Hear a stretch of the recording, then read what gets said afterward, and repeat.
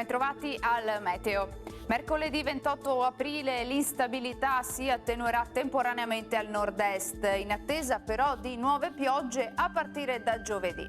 Diamo allora uno sguardo più approfondito alla situazione.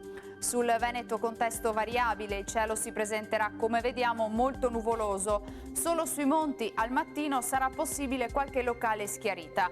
Precipitazioni generalmente assenti, salvo per possibili locali fenomeni, specie nel pomeriggio, a ridosso dei rilievi. Temperature stazionarie minime tra 5 e 10 gradi, valori massimi compresi invece tra i 15 e i 18 gradi all'incirca. Ci spostiamo ora sul Friuli Venezia Giulia. Inizialmente non si escludono ancora degli acquazzoni, sarà via via più asciutto con il passare delle ore. Temperature minime tra 8 e 10 gradi, massime sui 13-16 gradi.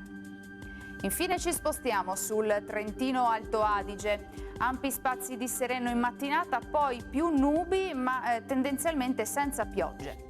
Temperature minime intorno ai 9 gradi, massime sui 20 gradi all'incirca.